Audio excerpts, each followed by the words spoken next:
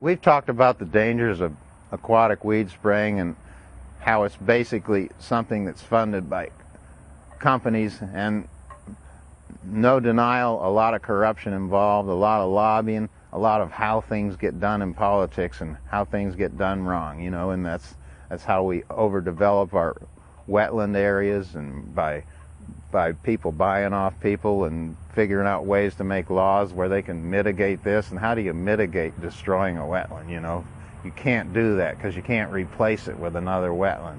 And it's the same with our aquatic environment. One of the strongest tools they've had since the aquatic vegetation sprays have gotten so expensive, and they've basically gotten found out because the impact of them has been realized by us fishermen, because we care. We have an enlightened self-interest in our own environment, and we'll get out there and protest to the point where they've been caught. So now they've stopped with that, and now they've got these expensive carp that they put in called the white Amur Carp, A-M-U-R.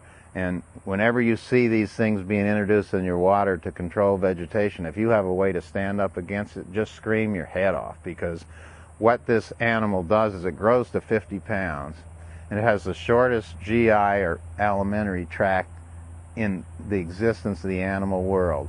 A 50-pound carp, which is probably 4 feet long, has a 7.5 inches from his gullet to his anal vent. Well, what does that mean he does when he eats vegetation? You know what it means. It comes right out the other end. And so what you do, you're replacing a healthy vegetating plant that's producing oxygen in the water with fish feces, basically. And you're eating all of the plants. They're an eating machine, because by that short of an intestine, they don't get much out of their food. It just passes through. So they eat tremendous amounts, which is their strength in weed control. And maybe they can live in Cambodia and places like that where there's a balance, and where almost everything is flowing rivers and it's flushing itself with monsoons and that. But they don't belong in our environment, any more than a desert animal belongs in a swamp, or a swamp animal belongs in the desert. And what they do is tremendous harm, because they convert all of the standing vegetation, which is healthy and is part of our biomass that's supporting a fish population, into fish feces, which is full of coliform bacteria.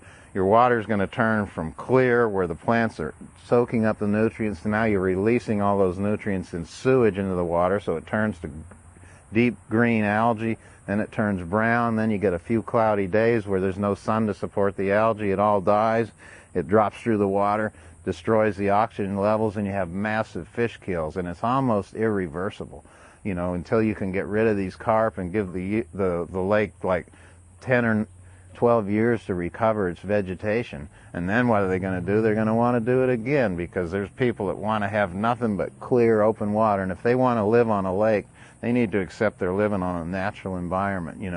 You can't move to the edge of the woods and demand that they mow the trees down and clear cut it, so you got a pasture out there. And a lake is a lake, and we need to understand that we as fishermen need to stand up against the weed sprayers and the biological measures like white carp that they're putting in our lakes to destroy the ecosystem, because that's what it's doing, folks. It's destroying it. And so stand up for your rights, and stand up for big fish, and we'll all be better off down the road.